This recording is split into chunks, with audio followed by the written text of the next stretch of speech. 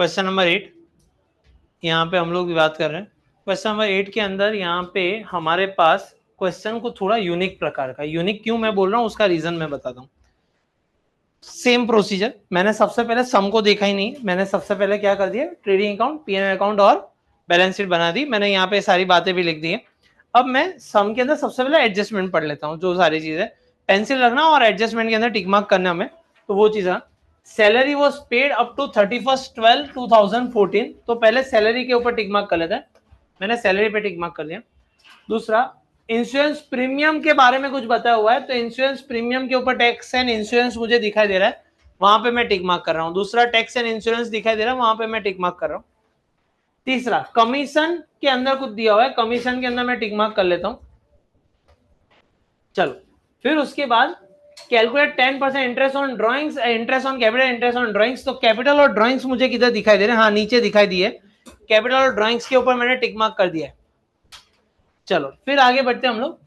Calculate depreciation on furniture, building and motor car, furniture, building और motor car तीनों तीन line में ही दिए हुए, फर्नीचर, बिल्डिंग और मोटर कार तीनों तीन पे टिक मार्क कर दिया।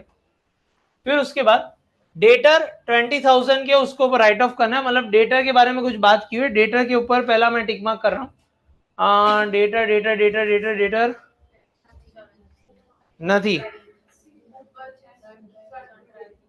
सन्ड्री डेटर्स, हाँ आए बराबर। फिर उसके बाद provide bad debts reserve, bad debts का मतलब होता है जो डेटर्स पैसा नहीं देता, तो ये बात घुल मिल के वापस से डेटर की है, तो डेटर के ऊपर दूसरा टिक मार्क। तीसरा दिया डिस्काउंट रिजर्व ऑन डेटर्स, मतलब ये वापस से डेटर्स की बात है, तो टोटल 3 टिक मार्क डेटर्स के ऊपर आएंगे। ट्रांसफर टू जनरल रिजर्व, इसको हम लोग राउंड कर लेते हैं, 9th वाले को राउंड करेंगे। डन, ये आप लोग को टिक मार्क मेरे साथ करना था और करते ही जाना था, इसलिए वो साथ साथ में पैरेलली खत्म हो जाए हमारा। चलो, अब टिक मार्क जैसे ही खत्म हो जाता है हमारा काम यहाँ पे अब उसका सम को स्टार्ट करना है, ध्यान यहाँ पे पूरा पूरा। हाँ ना डेटर्स હું સમજાવું શું કામ નથી કર્યું છે, थोड़ा बहुत है ना ध्यान रखो, क्यों मैंने वहां पे टिक मार्क नहीं करा, वो सम के एंड तक मैं समझा दूंगा क्या चीज। अब जो सबसे पहला स्टेप हम लोग एडजस्टमेंट को सॉल्व करते जा रहे हैं, इस एडजस्टमेंट के अंदर ना वर्किंग जो है वो बहुत इंपॉर्टेंट है, आपको वर्किंग समझनी पड़ेगी, फिर कैलकुलेशन वाला पार्ट है, फिर लिखना आता है कैलकुलेशन किस तरीके से। ध्यान यहाँ पे सबसे पहले salary was paid up to 31/12/2014, हम लोग कौन सी दिन पे, 31 मार्च 2000, और सैलरी कब तक पे की हुई है, 31/12 तक का, मतलब क्या हो रहा है मुझे खाली थोड़ा समझा दो, नहीं ये दो डेट देख के आपके दिमाग में क्या आ रहा है। हाँ, सैलरी के अंदर क्या हुआ है, हम लोग 31 मार्च 2015 पे सैलरी पे की हुई है 31/12/2014 की, मतलब मैं बोल सकता हूं जनवरी, फरवरी और मार्च की सैलरी पेंडिंग है, क्या मैं ये बोल सकता हूं, क्लियर है, जनवरी फरवरी मार्च की सैलरी बाकी है, तो अब मुझे देखनी पड़ेगी कितनी सैलरी हर महीने होती होगी, क्योंकि मुझे पता चल गया 3 महीने की सैलरी आउटस्टैंडिंग है, तो हर महीने की सैलरी भी ढूंढनी पड़ेगी। हमारा अकाउंटिंग ईयर चालू होता है 1/4/2014 से लेके 31 मार्च 2015, ये टोटल मंथ्स जो होते हैं वो 12 महीने होते हैं, बात सही है। 12 महीने में से 3 महीने की तो सैलरी बाकी है, 3 मंथ्स आउटस्टैंडिंग, दैट मींस मैंने पे कितने का किया होगा, 9 मंथ्स का पे कर दिया होगा। ओके, मैंने सैलरी में अभी तक कितने पैसे दिए हैं, तो 54,000 डिवाइडेड बाय 9 कर लेता हूं, तो 6,000 पर मंथ की सैलरी होगी, ऐसा बोल सकता हूं मैं, और 3 महीने की बाकी है, तो आउटस्टैंडिंग सैलरी कितनी हो जाएगी, 6,000 इंटू 3, 18,000, मतलब 18,000 अभी भी मुझे देने बाकी है, ये मेरी कहानी निकल के आ रही। अब जब 18,000 देने बाकी है तो मैं क्या काम करूंगा, पहले तो सैलरी लिख रहा हूं यहाँ पे, सैलरी 54,000 प्लस आउटस्टैंडिंग सैलरी 18,000 रुपए, सैलरी 54 प्लस 18 करो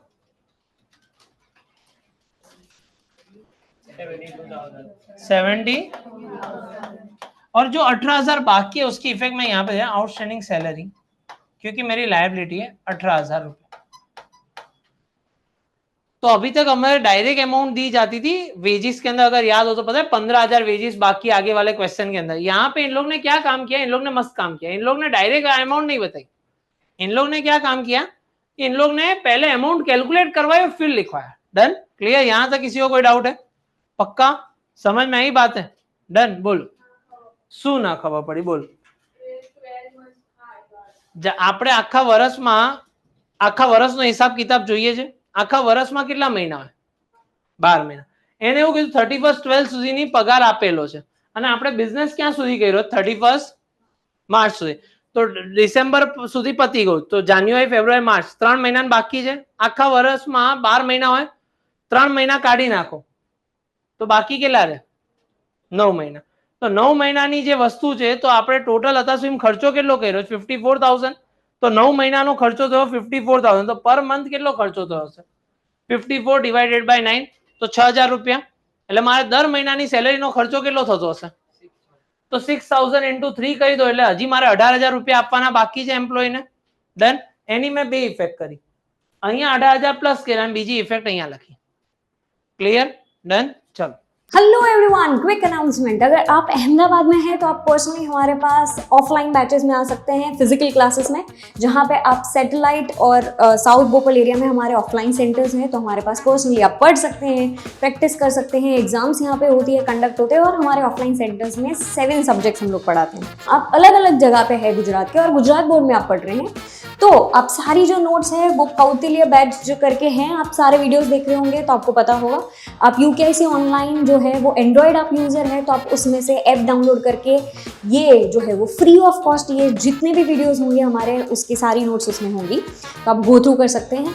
पर इस बार हम लोगों ने लॉन्च किया है कौटिल्य प्लस, जिसमें हम लोग कॉमर्स इजी बुक्स भी देते हैं, जिसमें हम डिटेल्ड वर्जन देते हैं आपके पढ़ाई के लिए। एक जो है वो एक extra plus on add on हो जाएगा, जिसमें आप हर चीज़ बहुत इजीली पढ़ पाएंगे। ठीक है, हमने अकाउंट सेट्स के लिए तो स्पेस भी छोड़ी है, जहाँ पे आप अपने हिसाब से सम्स कर सकते हैं, और इको भी में जिस हिसाब से बोर्ड्स में पूछे जाते हैं, कोई में समरी नोट्स भी दी है, तो उस हिसाब से आप कॉमर्स इजी नोट, तो चारों 4 सब्जेक्ट की आपको नोट्स डिलीवर होती है आपके घर पे। और हमने इस बार टेस्ट सीरीज भी लॉन्च किए हैं, कि काफ़ी बच्चों का ऐसा होता है मैम हम वीडियोस देख लेते हैं पर पता नहीं चलता इवैल्यूएशन के लिए कि मुझे कितने मार्क्स आएंगे, तो उन सारे लोगों के लिए ये टेस्ट सीरीज है जो 3,500 रुपीज़ की, मतलब अगर आप दोनों को कंबाइन करें तो 8,000 का है, जो आपको 6,500 में पूरा मिल जाएगा। मतलब हम आपको एक शेड्यूल सेंड करेंगे और उस हिसाब से आपको एग्जाम्स देनी रहेगी। तो ये कौटिल्य प्लस जो है, वीडियोज़ यहाँ से देख लो, पूरा का पूरा आपका 11th क्लियर हो सकता है। ठीक है, तो ये जो है हमारा कौटिल्य, उसका थंबनेल कुछ ऐसा दिखता है, कौटिल्य प्लस का थंबनेल कुछ ऐसा दिखता है। और अगर आप iOS के हैं तो आप हमारे वेबसाइट थ्रू लॉगिन कर सकते हैं और उसमें से ये पूरा कोर्स आप देख सकते हैं। और जो लोग 12th स्टैंडर्ड में हैं और आप अगर 12th में आएंगे, तो हमारे 12th के लिए एक स्पेसिफिकली बहुत ही फोकस्ड कोर्स है, दैट इज कॉमर्स के बाजीगर्स। ठीक है, जो आपको चारों 4 सब्जेक्ट, अकाउंट सेट्स, इको भी, पूरा आपको वहाँ पे पढ़ाया गया है। जो रिकॉर्डेड लेक्चर्स रहते हैं, जो है 9,999 एंड 10,000 रुपीज़ का कोर्स है, जिसमें आपका पूरा 12th कवर हो जा रहा है। ठीक है, मेन 4 सब्जेक्ट्स वाला। और बाजीगर प्लस नाम का जो एक कोर्स हमने इस बार लॉन्च किया है, उसमें टेस्ट सीरीज और कॉमर्स इजी बुक्स भी आ जाती है। तो मतलब आप आइडियली देखने जाओगे तो 15,000 में टोटल आपका पूरा का पूरा 12th गुजरात बोर्ड कंप्लीट हो जाता है। मतलब आप एग्जाम्स भी दे रहे हैं, आपके पास नोट्स भी आ गई है और आपके पास वीडियोस भी है, मतलब हर चीज एक ही जगह पे। So now you can continue with your lecture. फिर उसके बाद 1,200 रुपए being insurance premium for the year ended on 39/2015। હવે ડેટ જોજો, બધો ડેટ નો કમાલ છે। હવે इंश्योरेंस की बात कर रहे हैं हम लोग। भाई हमारा काम हो रहा है 31 मार्च 2015 पे, और हमने इंश्योरेंस भर दिया है 39/2015। हमें कायदे से यहां तक का ही खर्चा देखना है, हमें कायदे से कहां तक का खर्चा देखना है, पर हमने कुछ आगे का दे दिया। हमने क्या कर दिया है? आगे का देने का मतलब होता है एडवांस में दे दिया। हमने क्या कर दिया है? एडवांस में दे दिया। तो एडवांस कितना दिया वो भी तो निकालना पड़ेगा। अब इंश्योरेंस कितने का था? 1,200 रुपए का था। तो 1,200 रुपए का जो इंश्योरेंस था, हमने कितने महीने एडवांस दिया? एडवांस का कैलकुलेट कर, 31 मार्च खत्म हो गया, तो अप्रैल मतलब 4था महीना, 5वां महीना, 6ठा महीना, 7वां महीना, 8वां महीना और 9वां महीना, टोटल कितने हो गए? 6। मतलब हमने 6 मंथ्स जो है वो एडवांस का पेमेंट कर दिया। 6 मंथ्स का हमने क्या कर दिया है, एडवांस पेमेंट। अब मुझे ये बताओ 1200 रुपए जो है वो तो 12 महीने का था। 1200 कितने महीने का था, 12 महीने का। Clear, done. और हमने 6 महीने का निकालना है तो इंटू 6 कर लेते हैं। तो हमारे पास 1200 डिवाइड बाय 12 करो 100 इंटू 6 करो 600 रुपए हमने क्या कर दिए, एडवांस में दिए। 600 रुपए हमने क्या कर दिए, એટલે ભલે મને ખર્ચો 1200 રૂપિયાનો થયો છે પણ મારો આમ વર્ષનો ખર્ચો તો ખાલી 600 રૂપિયા જ છે। 600 રૂપિયા તો કોનો ખર્ચો છે, नेक्स्ट ईयर। क्लियर है। तो मान लो आपके मम्मी पापा ने अगर मान लो एक साथ 11th और 12th दोनों की फीस भरी और आपको पूछा जाए आपके पापा को कि भाई તમારે ત્યાં आता है छोकरू भणे तो क्या भणे तो ट्यूशन નો કેટલો ખર્ચો આવે છે, तो अगर मान लो 40,000 रुपीज 11th की फीस है और 50,000 रुपीज 12th की फीस है तो 40 + 50 कितने हो जाते हैं, 90। अब आपका पापा के जेब से 90,000 चले गए पर कोई पूछेगा 11 छोकरो है तो 11 खर्चो કેટલો આવે ટ્યુશન નો तो 90 ના કહેવાય, એ તો કેટલું કેવું પડે 40,000 જ છે કે ભાઈ मैं ભલે एक्स्ट्रा આપી દે પણ મારે नेक्स्ट ईयर पैसा भरवानी वस्तु આવશે नहीं। क्लियर है। तो हमने एडवांस में इंश्योरेंस को कितना पैसा दे दिया है, 600 रुपए। हमने इंश्योरेंस को पूरे साल में कितना पैसा दिया था, 7,200। हमने कितने रुपए दिए थे, 7,200। तो इंश्योरेंस लिखते हैं 7,200 माइनस प्रीपेड 600 रुपए। 7,200 में से 600 निकालो कितने भागे, 6,600। और प्रीपेड इंश्योरेंस जो है वो हमारा एसेट बन जाता है। प्रीपेड इंश्योरेंस हमारा कितना बन जाता है, 600। चलो पहले हमने डेट वाला एक देखा, एक डेट के अंदर जहां पे साल खत्म होने तक पहले का ही दिया था तो वो आउटस्टैंडिंग हुआ। यहाँ पे हमने एक्स्ट्रा दे दिया था तो उसे प्रीपेड बोला। उसे क्या बोला जाता है, दोनों खर्चा है, सैलरी भी खर्चा है और इंश्योरेंस भी क्या है हमारा आउटस्टैंडिंग हमेशा प्लस होता है, प्रीपेड हमेशा माइनस होता है। Clear done. चलो commission of ₹2,000 is receivable, is इसका क्या मतलब हुआ, हमें पैसे लेने। तो कमीशन अभी तक कुछ तो मिला होगा, हाँ मिला है सर। कितना मिला है हमें, 9,000। पर अभी भी 2,000 लेने बाकी है। तो कमीशन जो है अभी तक आ गए थे 9,000 रुपए, हमें कुछ लेने बाकी है प्लस आउटस्टैंडिंग 2,000 रुपए। तो कितने हो गए टोटल, क्या। और 2,000 जो लेने बाकी, आपने सही बोला था, आउटस्टैंडिंग कमीशन जो हमें पैसा लेना बाकी है वो बन जाती है हमारी एसेट। चलो तो इसकी भी दो इफेक्ट हमने कर दी। Calculate 10% interest on capital and 12% interest on, तो मुझे तो कैपिटल और ड्राइंग्स लिखना पड़ेगा। कैपिटल है 1,42,800, 1,42,800 और ड्राइंग्स की वैल्यू बताओ, उसके नीचे ही है। ड्राइंग्स की वैल्यू बताओ 6,000। अब इंटरेस्ट ऑन कैपिटल कितने परसेंट बोला है मुझे बताओ ना, 10%। 1,42,800 का 10% करो 1,420। Clear done. अब ड्राइंग्स के अंदर कितने परसेंट बोला हुआ है, ड्राइंग्स के अंदर कितने परसेंट बोला हुआ है, 12 करो 12%, 6,000 का 720। अब देखो इंटरेस्ट ऑन कैपिटल जो होता है वो बिजनेस के लिए, यूकेआईसी के लिए खर्चा है, पर मालिक के लिए, उदयन सर के लिए वो फायदा है। तो हमें तो बिजनेस के अकाउंट्स लिखना है, हम किसका अकाउंट्स लिख रहे हैं, तो interest on capital PNL account debit side पे आता है। इंटरेस्ट ऑन कैपिटल जो खर्चा हुआ 14,280 और यहाँ पे इंटरेस्ट ऑन ड्राइंग्स जो है वो यहाँ पे आता है क्योंकि बिजनेस के लिए इनकम है और उदयन सर का खर्चा है तो वो आ जाता है 720 रुपीज। तो ये हमने कर लिया। तो हर इस एडजस्टमेंट के अंदर टोटल हुई 4 इफेक्ट। इस एडजस्टमेंट में कितनी इफेक्ट हुई, कैपिटल का 10% निकाला एक इफेक्ट, दूसरा हमने यहाँ पे लिखा ये इफेक्ट। ड्राइंग्स का हमने 12% निकाला यहाँ पे और यहाँ पे हमने लिख दिया interest on drawings. Clear done. कितनी इफेक्ट हो गई, 4 इफेक्ट हो गई। Clear done. कोई डाउट है यहाँ तक, पक्का। Calculate depreciation. अब डेप्रिसिएशन सबसे इजी चीज है। Depreciation 5% on furniture, 10% on building, 20% on motor का। पहले फर्नीचर, फर्नीचर की वैल्यू बताओ कितने रुपए है फर्नीचर की वैल्यू, 48,000। उसके ऊपर डेप्रिसिएशन कितना बोला हुआ है, 5%। 48,000 का 5% करो 2,400 माइनस इक्वल टू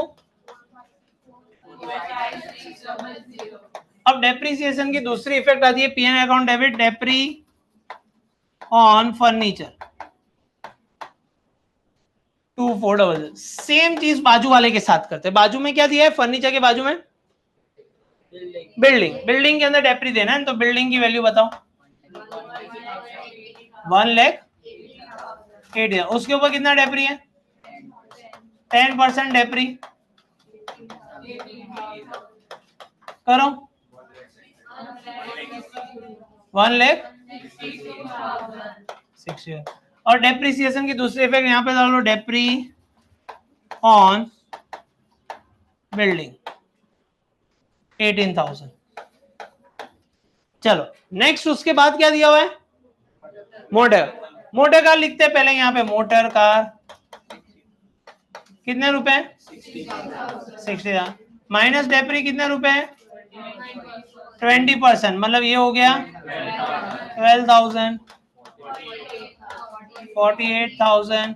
और ये 12,000 यहाँ पे लिखते हैं डेप्री ऑन मोटर कार। कितने हो गए? 12,000। हैप्पी? डन। तो डेप्रिसिएशन में हमेशा रूल क्या बना है? एसेट में से माइनस करो, पीएनएल डेबिट में लिखो। एसेट में से माइनस पीएनएल। Done, clear. चलो ये हमारा कॉमन रूल बन गया। यहां तक किसी को कोई डाउट है? पक्का समझ में आई बात है? चलो अब फ्रॉम डेटर, अब ये तीनों तीन एडजस्टमेंट जो है ना वो हमारे लिए नए थे। यही चीज सीखने के लिए हम लोग इस सम को चुना। देखो डेटर्स जो होते हैं, डेटर्स मतलब जिनसे पैसा लेना है, बराबर। डेटर्स को हम तीन पार्ट में डिवाइड कर सकते हैं। कौन कौन से डेटर्स हो सकते हैं हमारे? एक होते हैं बैड डेटर्स। एक कौन से होते हैं? Bad debtors. वो ऐसे डेटर्स होते हैं जो नालायक ही है और जो पैसा देने ही नहीं वाले। क्लियर है? तो डेटर्स के अंदर से अगर मान लो मुझे टोटल सब लोग होगा, आप लोग मेरे डेटर्स हो, बराबर। आप लोग मेरे डेटर्स हो क्योंकि आपसे मुझे पैसा लेना है। अब मान लो आप में से कुछ लोग ऐसे होंगे जो नालायक किस्म के, जो पैसा देंगे ही नहीं। वो नालायक किस्म के लोग हैं, वो बैड डेटर्स होते हैं, तो उसको तो मैं हटा देता हूं। अब मेरे पास दो कैटेगरी के बच्चे मतलब लोग बने हुए डेटर्स बचे। एक होते हैं कौन से लोग? जो डाउटफुल है। अभी इसमें से मुझे लग रहा है कि यार लगने में तो कोई दिक्कत नहीं है, पर हो सकता है आगे जाके कोई ना कोई बंदा दाव मार दे, पैसा ना दे तो। और जिस दिन वो ना बोले तब मुझे दिल पे प्रॉब्लम हो, अटैक वेटेक आ जाए। उससे अच्छा है मैं अभी से उसका प्रोविजन करके रख दूं कि आटला पैसा तो आवाना नहीं। तो उससे बोला जाता है, उसके लिए मैं करता हूं बैड डेब्ट्स रिजर्व। उसके लिए मैं क्या रखता हूं? Bad debts reserve. कि भाई यार टोटल 1,00,000 रुपया फीस लेवानी છે બધા છોકરાઓ પાસે, એમાંથી માની લો 5,000 તો નથી જાણ, જેને ફોન કર્યા હશે એકાઉન્ટ્સ વાળા ફોન કર્યા કે સાહેબ અમે તો ફીસ ભરશું જ નહીં, આમ જ છે ને ગમે તે કકડાટ કરે, 5,000 તો ખબર જ છે નથી જવાના, એટલે હું ખોટા સપનામાં રહું જ નહીં, એટલે હું બધાને 95। હવે 95 માંથી માની લો 3,000 લોકો રૂપિયા એવા છે કે જે લોકો કદાચ दाव मारी सके पाछड़ थी, तो मैं 95 भी नहीं सोचूंगा अपने डेटर्स को। मैं सोचूंगा 95 में से 3 माइनस कर दो। अब मैं सोचूंगा 92,000। अब ये 92,000 मैंने सोच के रख दिया। अब ये 92,000 मेरे डेटर्स हैं। अब 92,000 तो सारे अच्छे लोग हैं, अब इसमें ना तो कोई दाव मार सकता है, पर जो अच्छे लोग हैं ना उसमें एक दिक्कत होती है। ये लोग ऐसे लोग होते हैं, जितने भी अच्छे लोग हैं ना उन लोग को चाहिए होता है डिस्काउंट। वो आएंगे मेरे पास कि हमें तो सर તમારા ત્યાં જ રખાય ટ્યુશન આટલા વર્ષોથી રખાય, હવે અમારા માટે કઈ કરી આપો। तो जो फीस मुझे 92 भी लेनी थी उन लोग से, उसके अंदर भी वो आके डिस्काउंट करवा के चले जाएंगे। मान लो 2,000 रुपए डिस्काउंट करवा दी तो मुझे मिलने वाला 90। तो अभी से मैं क्यों सपने में रहूं कि मुझे लाख रुपए आने वाले, जब मुझे पता ही है कि यही सिनारियो होने वाला है कि कोई 5,000 वाले पैसा नहीं देने वाला, 3,000 वाला डाउटफुल है, हो सकता है ना दे, और 2,000 रुपए डिस्काउंट लेके चले जाएंगे। तो उससे अच्छा मैं 90 गिन के चलू। तो अब आप बोलोगे सर पेलो 3,000 रुपया जे तमे विचारता था कि जे ने कदाच रुपया नहीं आपे तो नहीं आपी दे तो फायदो, पर मैं नीचे सोच के बैठा हूं तो दिक्कत ही नहीं है। अगर मान लो मुझे मैंने एग्जाम का पेपर दिया और एग्जाम के पेपर के अंदर मैंने वो, पता है कभी आपने 10th के अंदर है ना कई बार ऐसा होता है, वो आप लोग के साथ हुआ है नहीं पता नहीं, पर मेरे साथ तो ऐसा पेपर लखी ना एक अलग कॉन्फिडेंस थी बाहर आता, આપણે તો પત્તર ઠોકી નાખી જાવ। ઈ રૂમ થી બહાર નીકળીને દાદરા ઉતરતા ઉતરતા નીચે પહોંચ્યો ને ત્યાં આપણને ખબર પડે પેલા 2-3 જણ મળે એટલે આમાં તો આવો એટલે કોન્ફિડન્સ ધીરે ધીરે ઓછો થતો જાય આપણો કે ઠીક છે તો પણ શું 2-3 માર્ક ગયા તો क्या હવે એમાં આપણે ક્યાં दान કરી દીધા ચલો बराबर। फिर उसके बाद क्या होता है पता है, वो सारा कैलकुलेशन करते करते हम लोग को ऐसा था जब एग्जाम के अंदर बैठे तो પછી છેલ્લી 15-20 મિનિટ હોય ને એમાં કેવું આપણું પેપર પતી ગયું, કદાચ પેપર નહોતું આવડતું એટલે પણ પતી ગયું, પણ પતી ગયું એટલે પછી આપણે મસ્ત રીતે બેઠા કેલ્ક્યુલેશન કરીએ તો આમાં તો ટીચર 6 માંથી 4 તો મૂકી જ શકે, આમાં 3 માંથી 3 જેવું લખો એટલે આખું એક કેલ્ક્યુલેશન એટલે આપણા મગજમાં ચાલતું હોય કે ભાઈ 50 માર્ક્સનું પેપર છે ને આપણી પાસે તો 50 માંથી 45 જેવા તો આવી જ જશે। પેસેજ માંથી નીકળતા નીકળતા નીચે ઉતરો એટલે 45 થી આપણે 35 સુધી પહોંચ્યા, 2-3 એમસીક્યુ સરાટ ખોટા પડી ગયા હોય જેનો આપણને કોન્ફિડન્સ સખત હોય પણ બહાર આવીને કોઈ ગાંડો બુક ખોલીને દેખાડ જો આમાં અલાઈ એટલે એ બધું ધીરે ધીરે તમે એનાથી પણ નીચે આવી ગયા 35। હવે 35 આવી ગયા ને એના પછી આપણે એક્ઝામનું જે દિવસે રિઝલ્ટ આવવાનું ને એ દિવસે આપણે બધા જ પાપ વિચાર કરવા બેસીએ, પછી આપણે ફરીથી કહે જો એમસીક્યુ માં આટલા ખોટા આમાં તો પાક્કા પછી 1 લાઈનમાં કદાચ આમાં માર્ક્સ ના આપે તો હજી આનું ઓછો એટલે તમે તમારું જયારે કોઈને બજેટ કહો ને ત્યારે કેવું 35 તમને લાગતા હોય પણ તમે હજી એનાથી બીજા 6-7 માર્ક ઉતરી ગયા કે ભાઈ 30 ની ઉપર આવે ને તો બહુ સારું, બરાબર 30 જેવા આવશે। હવે 30 ની જગ્યાએ તમે 36 માર્ક્સ લઈને આવો ગુડ, બરાબર પણ તમે ગણતરી જ રાખીએ ના ના આપણે તો 42 જ આવશે 42 જ આવશે તો 36 માં તો આપઘાત કરવાનો વાર આવે, ઘરવાળા ટોન્ટ માં क्लियर। तो ये हम लोग भी बिजनेस में क्या कर रहे हैं, लाख रुपए फीस आने वाली उसके ऊपर कैलकुलेशन करो फिर आके वो बोले कि आ तो पैसा नहीं भरवाना आ स्टूडेंट आવું કહે છે आ तो पेरेंट्स अब देखो आप बोलो कि सर डिस्काउंट ना दो तुम, अरे जो गुड डेटर है उसको अगर आपने डिस्काउंट नहीं दिया, बैड को और बैड डेट रिजर्व को तो पता ही हुआ है डाउटफुल वाले उनको वो तो आपको नुकसान करके ही जा रहे हैं, બીજા જે સારા છે એને પણ તમે તો દાવ મારો છો તો ધંધો કરશો કઈ રીતે, એટલે આ બધી વસ્તુ થતી હોય તો આ બધાને અલગ અલગ આપણે શું કહી દઈએ રિઝર્વ રાખીએ કે સાઈડમાં મૂકી રાખીએ, જો આવી ગયા તો નસીબ ના આયા તો ક્લિયર હે। ચલો બેડ ડેપ્સ તો જે થઈ ગયા પેલા ફોન પર ના જ પાડે હું પૈસા નથી ભરવાનો, રિઝર્વમાં કેવું એ માણસ કઈ ના કરે એવું મન લાગે છે કદાચ વર્ષોના બિઝનેસના અનુભવથી એવું હોય કે 10% લોકો દાવ મારે જ છેલ્લી ઘડીએ પૈસા આપવામાં, આ દરેક બિઝનેસ 10% હોય કોઈના 2% હોય કોઈની જગ્યાએ 0 પણ હોય પણ એ તમને વસ્તુ કહું ચલો તમને શું લાગે તો કોઈ જગ્યાએ થતું હોય બધી જ જગ્યાએ થતું હોય, તમારે જેની પાસે પૈસા લેવાના હોય કોઈક ને કોઈક જગ્યાએ દાવમાં પેટ્રોલ પંપ વાળાને પણ દાવ થતું હોય, હવે તમે કોઈ પેટ્રોલ પંપ વાળાને તો બધા કેશથી જ ભરાઈને જાય સર એને કઈ રીતે દાવ થાય, ત્યાં અમુક ટેન્કર્સ ને અમુક ટેક્સી વાળાને જો આવતો હોય ને એ લોકો ક્રેડિટમાં ચલાવતા હોય કે ભાઈ અમે મહિનાનું બિલ એક સાથે કરશું, માની લો કે અહીંયા એક પેટ્રોલ પંપ છે મારે એની જોડે સંબંધ સારા થઈ ગયા હું રોજ તો મેં મારા ડ્રાઈવરને કીધું ભાઈ તું જઈને પેટ્રોલ પુરાઈ લેજે તારે પૈસા નહીં આપવા હું મહિને હિસાબ કરીશ, કદાચ હું એના ફોન ઉપાડવાનું બંધ કહી દઉં નહીં ભરવા, હવે શું કરશે નીચે ગાડીમાં પેટ્રોલ કાઢી જશે નથી ભરવા એને એના બિઝનેસમાં ખબર કોણ ક્યારે દાવમાં આવી દે એટલે દરેકને હોય। હવે કોઈ તો રેસ્ટોરન્ટમાં જાઓ કેટલી એવી પાર્ટી આવતી આપણને એવું થાય કે આપણે લોકો તો બહુ સિવિલાઇઝ નેચરના છે, ઘણા લોકો એવા પૈસા વગર ખાવા બે પૈસા નથી હવે શું કરશું ગાળો આપે બધું સાય લે ભાઈ ઓકે જઉં છું લો कोई फर्क ना अमुक जाड़ी चामड़ी ना कोई फर्क ना पड़े।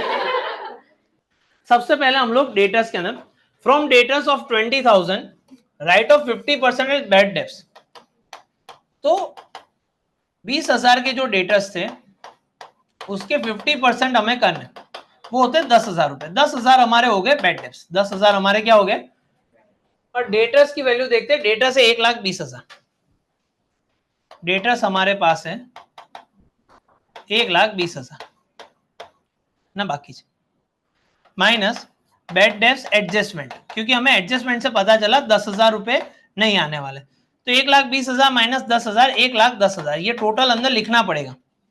फिर उसके बाद provide 5% for bad debts reserve, तो अब ये जो 1,10,000 बचे उसपे से मुझे लग रहा है कि कोई ना कोई अभी भी चूना लगा सकता है 5%, तो 1,10,000 का 5% करो 5,500, 1,10,000 माइनस 5,500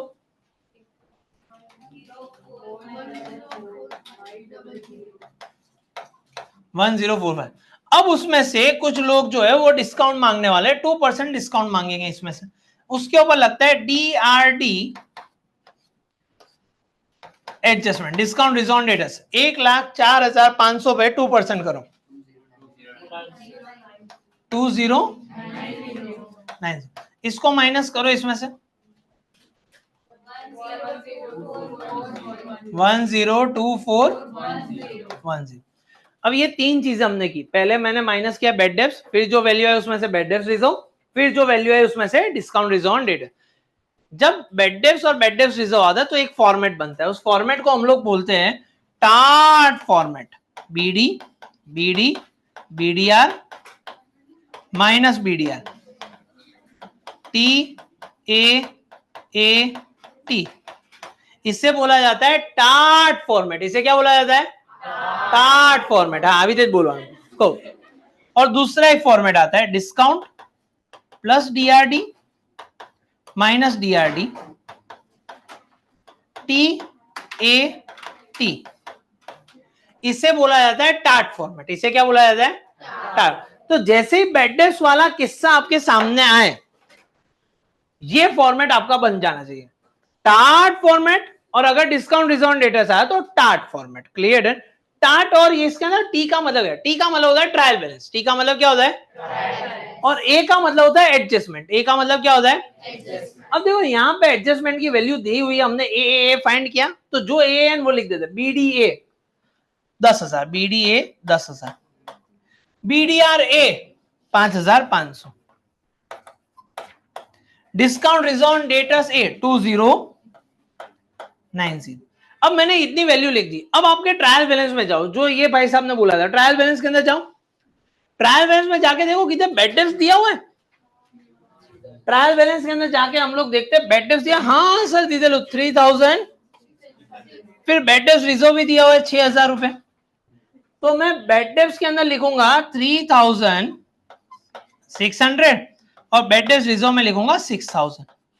अब 3,600 प्लस 10,000, 3,600 प्लस 10,000 प्लस 5,500 माइनस 6,000,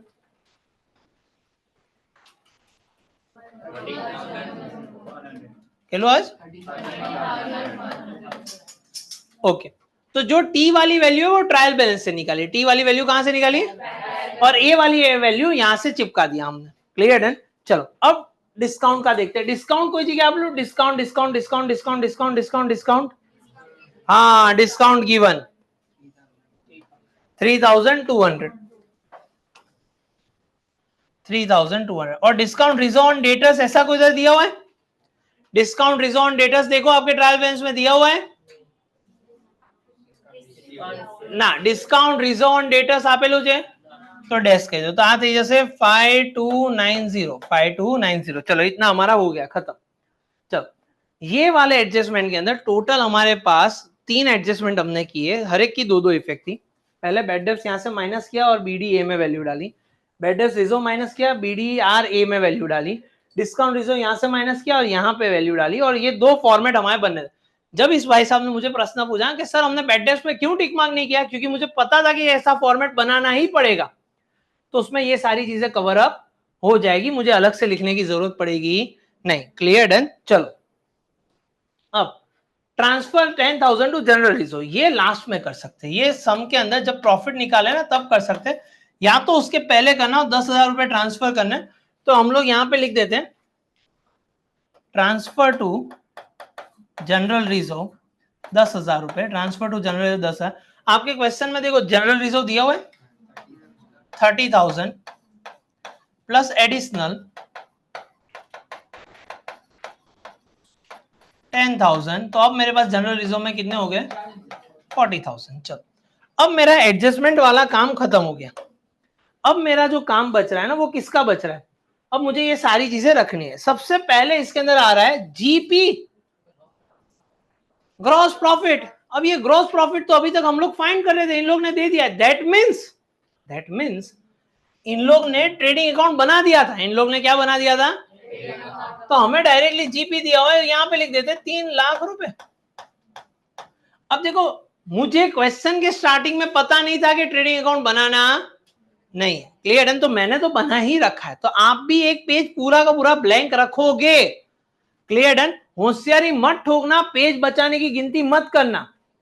કે ભાઈ बहुत सारे बच्चे सर हमें खबर જ હતી ને આ ક્વેશ્ચન તો હું 2 વાર લખતો ઘરેથી अब जब से रिपीटेशन में मिलेगा तो અમને ખબર એટલે સર મેં નથી બનાવ્યું ના આખું પેજનું ફોર્મેટ બના કારણ કે આપણો પહેલો નિયમ શું છે પહેલા ફોર્મેટ બનશે સમ તો પછી જોઈએ છે क्लियर और मैं एक सम दिखाऊंगा जहां पे जीपी दिया होगा तो फिर भी ये ट्रेडिंग अकाउंट बनाना पड़ेगा वो वक्त आने पे चर्चा करेंगे क्लियर है चलो फिर उसके बाद सैलरी हो चुका है general expense 6600 PNL account debit side पे जनरल एक्सपेंस 6600 अब देखो इसकी बात क्या अच्छी हुई बताए अब आपके पास 4 ही खान है वासन गोठवा माटे PNL debit PNL credit balance sheet liability balance sheet asset trading account तो का कोई भी चीज आएगा नहीं चलो जनरल एक्सपेंस हो गया टैक्स हो चुका है डेटर्स हो चुका है क्लोजिंग स्टॉक जब ट्रायल बैलेंस में होता है तो वो एसेट में ही आता है क्वेश्चन नंबर 6 में हमने देखा था 13,200 क्लोजिंग स्टॉक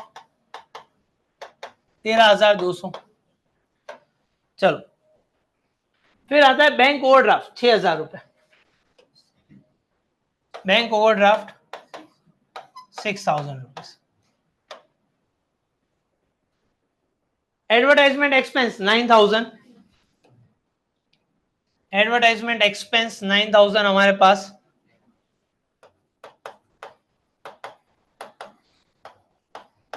चलो फिर उसके बाद हमारे पास क्या दिया हुआ है इंटरेस्ट 3,000 रुपए वो भी पीएनएल डेबिट में आएगा interest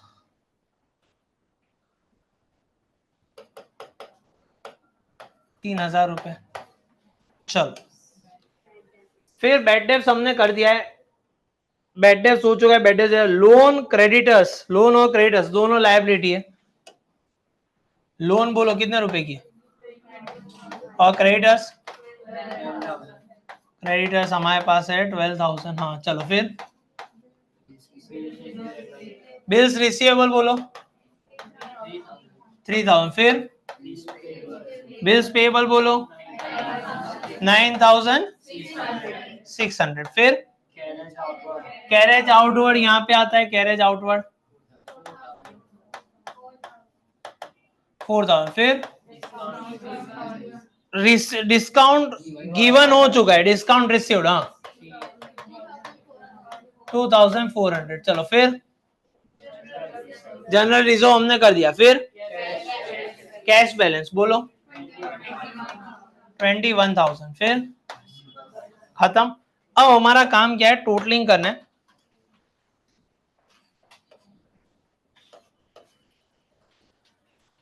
3 lakh plus 2,400 plus 11,000 plus 720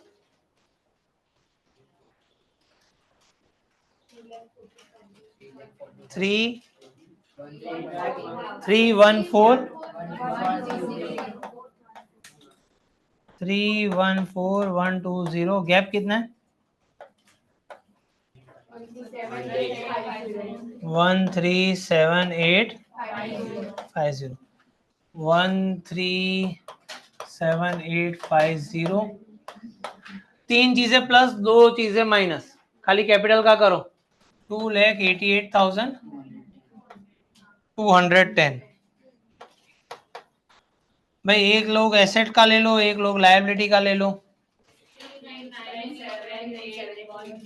3 asset side वालों देख लो भाई यही आ रहा है done so that's how the some is over the most important part यहाँ पे हमने आज दो चीजें जो बहुत बड़ी देखी तीन चीजें बोल सकते हैं पहली चीज हमने देखा कि दो एडजस्टमेंट ऐसे थे जो डेट के साथ कुछ खेल रहे थे सैलरी वाला देखा और दूसरा इंश्योरेंस वाला देखा उसका वर्किंग हमारे लिए इंपॉर्टेंट था दूसरी हमने बात देखी वो डेटर्स वाली जहां पे तीन एडजस्टमेंट ऐसे थे पहले बैड डेब्ट्स निकालना पड़ता है फिर बैड डेब्ट्स रिजर्व निकालना पड़ता है फिर हमें निकालना पड़ता है डिस्काउंट रिजर्व फिर हमने दो फॉर्मेट देखे जो पीएनएल में नए आए थे एक आया था टार्ट फॉर्मेट और दूसरा कौन सा आया था टार्ट फॉर्मेट क्लियर है तीसरी बात आज जो हमने नहीं देखी वो कौन सी देखी कि हमारे पास जो वैल्यू थी किसकी वैल्यू थी हमारे पास जीपी की वैल्यू डायरेक्ट दी हुई थी तो ट्रेडिंग अकाउंट का पेज हमारा ब्लैंक ही जाएगा क्लियर है इसमें कोई कर कसर नहीं कोई कंजूसी नहीं हमें पूरा पे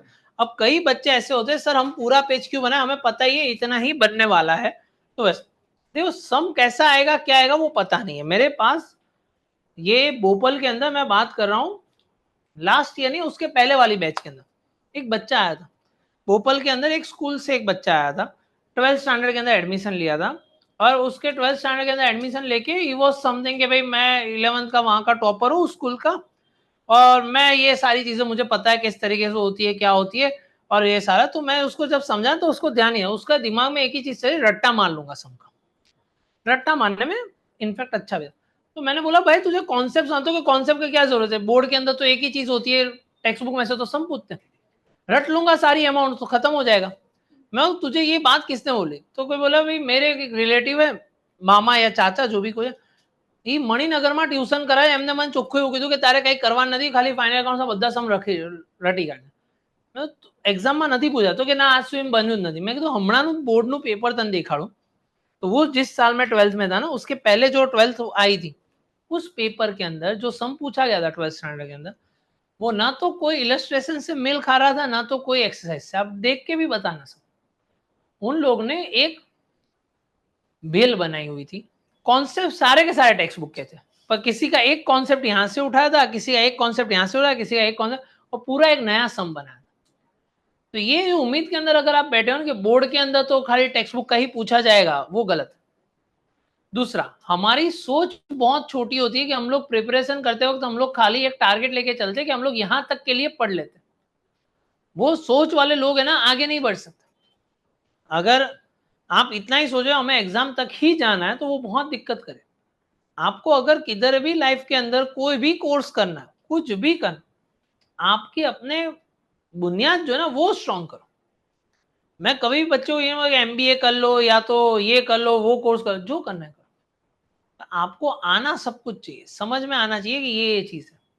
जिस दिन आप यहाँ से बाहर पैर रखोगे ना उस दिन समझ में आएगा कि कोई आपके लिए सोच ही नहीं रहा है।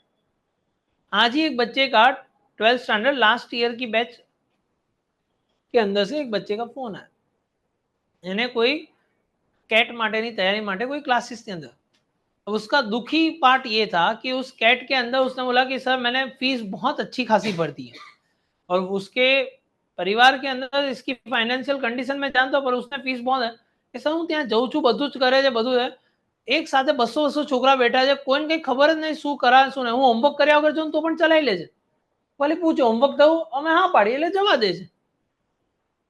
उन लोग के पास किसी के पास भी, क्योंकि जैसे ही आप एक कदम आगे रखोगे ना उसके बाद क्या फर्क पड़ता है, अगर वहां पे लास्ट बेंच वाला बंदा स्नैक्स खा रहा है, वहां पे वो जो भी कुछ कर रहा हो, अगर मान लो वो कैलकुलेटर कर रहा है, फोन मचल रहा है, ये बंदा सो रहा है, उससे उनको कोई फर्क, उनको खाली ये चीज है भाई जिसको MBA करना है कैट करना है वो खुद ध्यान दे देगा, हमें क्या लेना देना।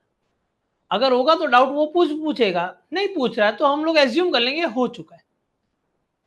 आप अभी भी उस स्टेज के अंदर जहां पे आपके पीछे इतना रखा जाएगा भाई होमवर्क करूँ चाहे नहीं करूँ, वो डर के अंदर वो जो भी कुछ के अंदर आप जैसे भी कर लो, पर प्लीज उस चीज को समझो, this is an advantage to you, this is not a curse, this is an advantage कि कोई पीछे पड़ा है कि भाई बोलो आटली बार, वरना अगर आपके पास ये टाइप किया हुआ आंसर पड़ा हुआ है तो क्या वो मेरे पास स्लाइड्स नहीं होगी। मैं चाहता तो तमने लोगों ने डायरेक्ट जो आमा आ माइनस करूं आ कर गाटिकमा गाटिकमा गाटिकमा गाटिकमा, मैं क्यों इतना लिखता। और समझो मुझे आज यहाँ पे 2 सम कराए तो कल भोपाल में जाके वापस से 2 सम करने ना मुझे, तो मैं मेहनत किस लिए कर रहा हूं क्योंकि आप समझो ये होता किस तरीके से, कॉन्सेप्ट इंपॉर्टेंट है। डन, आपका काम ऐसा है कि आपके पास जगह होगी नोट्स के अंदर, किधर ना किधर जगह होगी क्वेश्चन के अंदर, ये लिख लेना अच्छी तरीके से, क्लियर। डन, इसलिए आपको कोई दिक्कत, होमवर्क के अंदर कौन से क्वेश्चन है, क्वेश्चन नंबर 6, 7, 8 आपका होमवर्क के अंदर आएगा, नेक्स्ट टाइम मुझे चाहिए।